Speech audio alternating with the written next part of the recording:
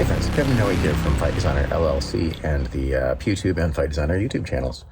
I've been wanting to do a little kind of summary here on the Fight Designer channel of some of the stuff that I've been reviewing and talking about over on the PewTube channel, which is a new development, relatively new, in prop gun options.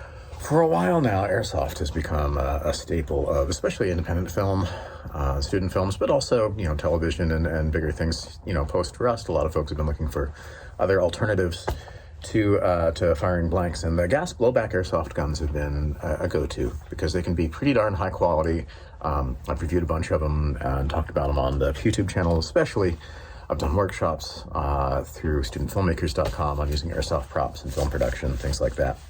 There's ways you can decommission them, usually to make them not able to fire the little plastic BBs and make them safer. And a lot of them can be really high quality replicas, sometimes licensed with full trademarks, functionality of, you pull the trigger, the slide moves, the bolt moves. Some of them even eject shell casings, although those are a little more rare.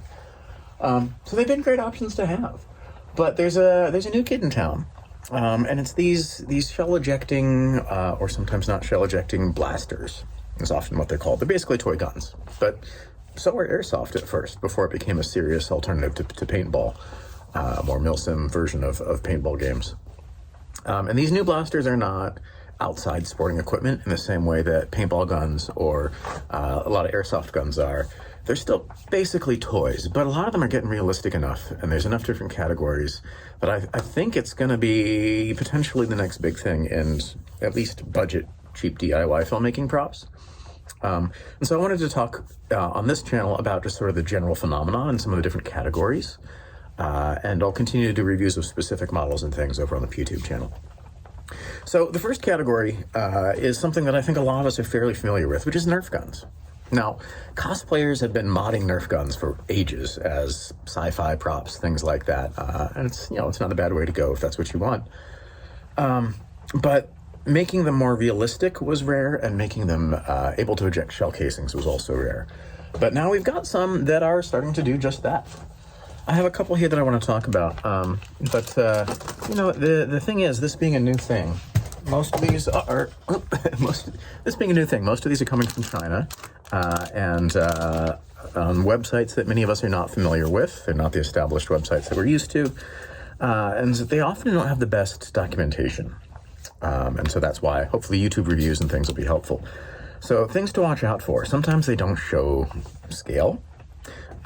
So like one of the first ones I tried out just because it was super cheap on Temu, and I had a coupon and whatever, and they also, pro tip, allow you to return one thing per order without having to ship it back usually. So I also got my money back for this, but it didn't have any pictures of it being wielded by a person, but it had Nerf darts, and I was like, oh, I know what a Nerf dart is, right? I know the scale of these. I can go from the scale of the Nerf dart in the shell casing to guess the scale of the prop. And then when it came, these were the size of the Nerf darts. So not exactly the same, less than half the size, which leads us to silly little stuff like this. Yes, it has a shell ejecting mechanism, but it's not usable as a prop. And the shells themselves are actually not that bad scale. This is actually just as long as probably and fatter than a 223. Obviously it's not a 50 cal from a Barrett, but and yes, you have something that can eject casings, but it's also got bright orange parts you couldn't really paint over, and it's freaking tiny. So this is not going to work as a prop unless you want to gut the innards and repurpose them for something else, and at that point just make your own. It's not worth it. There are also some that are closer to full size.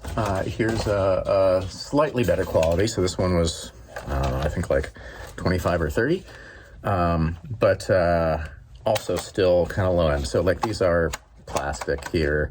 There's orange bits that this wasn't shown in the picture on the website. So I didn't know that this part was bright orange. I could tell the trigger was. So, some of these moving parts, like this would be easy to paint, but some of these moving parts, if you paint it, it's just gonna get scratched off. So not as good as a prop, but potentially good as a workshop training tool. So if I wanted to do a workshop on different types of long arms and teach actors how to do stuff and not have to worry about having realistic replicas that could get us in trouble, this has the functionality. I I can load it. It has all the functionality of the real thing in terms of the actor business, right? But it's not going to last very long. This is a cheap plastic. You know, I've had airsofts that had steel things here that broke just because of the amount of abuse those sometimes take when actors are messing with them. The real one of these would have had an adjustable stock here and could even rotate, so you could check the chamber, things like that. This scope is like classic off of cheap airsoft, like $20 spring guns, that kind of junky, mostly cosmetic. It does light up, but just like LED from the bottom. And, you know, you could maybe repaint this if you wanted to for a couple of shots, if you just wanted something in the background. But honestly, if it doesn't look that good, is the shell ejecting even worth it? Because you're not going to want to highlight it anyway. But then you can get up a little bit more into slightly better level of realism. And this one I would put up there with, you know, our basic airsoft spring guns, which it essentially is, right? It's your fake plastic wood. This is a Mossberg, which is nice because most of the airsoft replicas that I've gotten have been Remington 800s or Remington 870s, and so the Mossberg is a little bit something different. And now at least we've got metal here. The receiver is plastic. This bit's metal. This bit's metal. Tubes, I think, are nylon or something, like basically plastic. So it's a mix. Came disassembled, but at least it's a full-size rail on top, which some of these things haven't been. And again, it ejects casings. So, you know, these are not too different from the APS or PPS shell ejecting airsoft shotguns in terms of functionality. Not the same in build quality, not the same in expense. So those are going to cost you like $300. But they're going to, you know, in exchange, you're going to get something that's mostly metal, and potentially has the ability to like shoot out puffs of dust and stuff because of the gas system and all. But these shells are going to be a whole heck of a lot cheaper. And the prop was cheaper. So, you know, there's trade-offs. Oh, you got jam, which is something that happens when you have shell ejection. The more things it can do, the more it can jam. So the rounds are not super realistic. They don't have the metallic base. You know, you could paint some of that if you wanted to. It would last a little bit.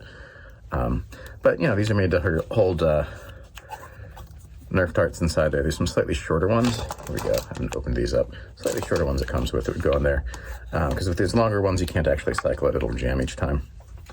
But functionality-wise, I could probably just stick it in the chamber. Let's see if I can cheat and just load that one. Yeah, there we go. So yes, it can shoot Nerf darts if you want it to. What is that little spring? How weird. There's a weird little spring right here. I'm not sure what that's for, but it's kind of obnoxious the way it hits your finger. Anyway, so now we're getting into something that is conceivably serviceable as a prop. You could totally use this, especially for live theater, where the expectations of realism are a little bit less. But if you needed something where someone turned around and, you know, walked around the corner and did that, you know, we got a double ejection. Weird. So not the highest quality, certainly not as nice as the APS or PPS shell ejecting airsoft shotguns that I've used, but it gives me a little something different, and not bad, you know. Serviceable, lighter to ship since it's plastic and not metal. Came with that Mossberg also came with this, which is basically like airsoft, right? These little soft pellets, and I guess you load through them in the shell. So, you know, they're still trying to figure out what they are and what to offer. Moving into the next category, where a lot of people first saw these, is these shell ejecting, what I've been calling spring blowback prop guns. And these use a compressed spring. So when you first start to pull the trigger, put some tension on a spring, and then when it releases it, that gives us the blowback motion, right? So you essentially get the motion of a gas blowback without the gas, which is pretty cool. But they do tend to be pretty cheap plastic. You know, they're not the same level of function as an airsoft. Let's see, here's another one. This one's green, so it might mess up the green screen. Here's the black one. All right. And often these are also made to shoot little projectiles. We have these silly little orange pellets, and those go in the front of these reusable shell casings. You have your cheap little Pez dispenser magazine. Now the thing is, these don't actually chamber these rounds. They basically just pop it out the front of the magazine, and then the spring of the magazine is what ejects it on most of them. So you don't have to worry about a functional ejector or anything like that. And so that gives you a little more flexibility with these rounds in terms of if you wanted to swap out for something real. This particular one, they're not exactly the same size as a 9mm. This is a little smaller than an actual 9mm casing. So I couldn't use those, but you know, it's a fairly simple mechanism, and when it works, you get a little shell ejection, which is kind of nice. You know, it saves you some CG afterwards. I did swap out the barrel on these. A lot of them, I've discovered a lot of them come with a fairly easily removed orange barrel, you know, as legally required to in the US for a lot of replicas. But if you pull that out, you can put in a 3D printed version, which I've had to do some experimentation to find the right scale for some of these, and that'll make it a little more realistic. But a lot of these are super cheap. They've got these little holes in the side. You can see where it was screwed together, like the cheap airsoft spring guns. This one has this weird pseudo Picatinny rail up top that's not the right scale. They're just, you know, they're obviously cheap molded plastic. They're also not always the right scale. This one is a little beefier than the actual GX4. I'm curious about the Ruger LCR one. This one is definitely bigger than an actual Ruger, and also doesn't use exactly the same controls or use revolver rounds. It uses the same semi-automatic rounds that the cheap Glock replicas do. Some of these are better than others, and they'll have different levels. But the cheap ones are super cheap. I mean, we're talking like, you know, $12 maybe for some of these, 12 to 13 bucks. So while they may not be the best replicas, again, this is also not, like, they slapped a weird rail on the bottom rather than actually building it in. This one isn't the right scale, parts are non-functional, you know. So they're not the best replicas, but they're super cheap, and they do eject casings. So they do what they said they would do. You don't need to actually have the silly little projectile in there for it to eject the casings. It can eject the casings just fine without the projectile thing, which is just powered by a little spring inside there. There are other mods you might need to make, like the 1911s had a hammer molded into the slide that wasn't back, which is one of my pet peeves. A non-cocked single action wouldn't actually fire. So this one I just printed out and glued a new hammer on. It at least looks like it's cocked. So at least it looks like it's ready to fire. And when it's in motion, it's kind of hard to see anyway. Most people aren't going to see that the hammer itself isn't moving. So at least putting it in the right position when it's static helps a bit. You know, some of them have a little bit more metal. This anodized aluminum. Some of them are more plastic. But they're going to be in that same general price range as an airsoft spring gun. And so I consider those totally equivalent to your cheap airsoft spring guns, with the added bonus of potentially shell ejection. The third category of these I want to talk about is one that doesn't actually shoot a projectile. And these are often built as like laser trainers or laser dry fire trainers or laser tag guns. Again, a lot of this is poorly translated too.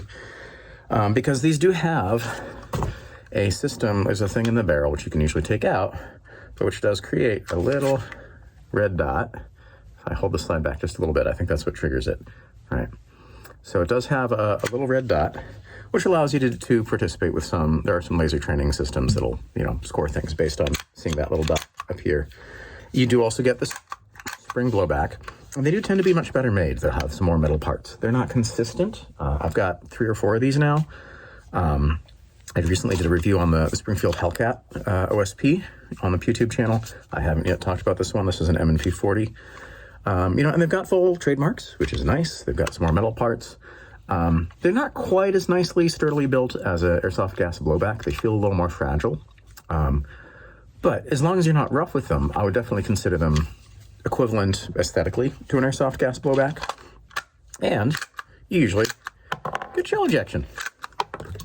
So the idea of a shell ejecting airsoft gas blowback, you know, we have those in airsoft, but they're rare, and they tend to jam. They're not super reliable. I've got several of them. And I did a comparison in a previous PewTube video.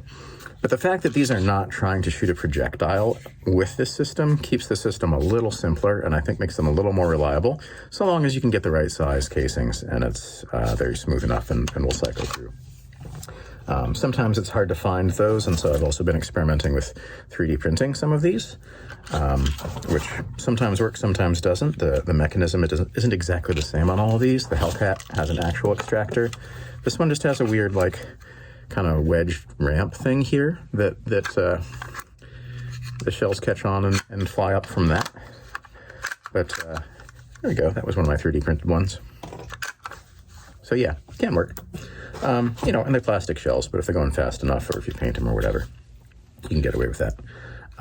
So these, I would definitely put these up as just as useful, at least, as the airsoft gas blowbacks. Probably a little less durable, but also cheaper. So those tend to run at this point about $70. Most of your airsoft gas blowbacks new are going to be in the, like, you know, 100 to 150 range, depending on how fancy they are.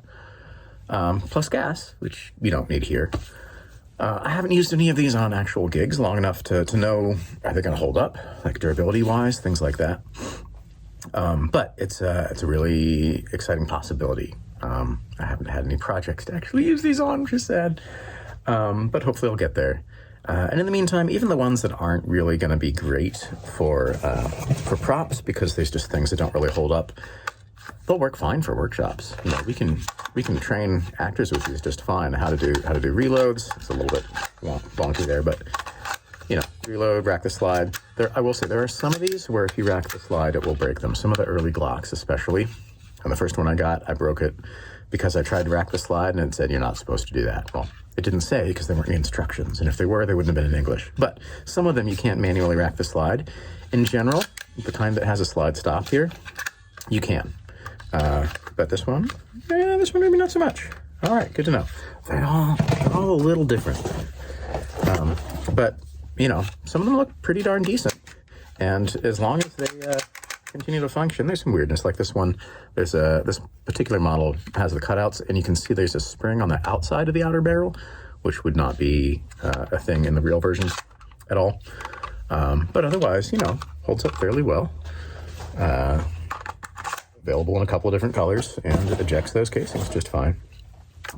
So, you know, as a training tool, as even just for like previs or something, I think it's a great potential option, and I'm curious to see where it goes. For me, as a prop rental house, one of the challenges is they're so darn cheap. Is anyone ever going to actually rent them? They can just buy their own. And I think some of that's going to come down to things like whether or not it's worth it for them to have somebody else swap out for a 3D printed barrel, so they don't have to have one of these sticking in there, or the hammer on the 1911s, things like that. Having somebody else vet them and modify them a little bit, if that's useful, we'll see. Or maybe I'll end up just selling some of those barrels and shell casings and things if people are interested. I don't know. The more props become readily available and cheap, the less sense it makes to rent them, the more sense it makes just to buy them. And treat them as a disposable. You know, use them for your show and then get rid of them at the end or give them away or whatever. Right. We'll see. I'm kind of curious to see where this goes, and what the response is if and when I use them on projects or in workshops. If you've used any of these, I'd be curious to know. If you know films that they were used on, if you've got projects you can share, you can say, hey, here's what it looks like in its native habitat on a film set. Awesome. Let me know. And if you've got a project you want to try them out on, you know, fightdesigner.com. We've got all of these available and others, and I'd love to take them out for a test ride. So until I have something else I want to share, feel free to check out PewTube for more specific reviews of some of these models and others. And, you know, stay safe, stay sane, stay healthy, and I'll see you next time.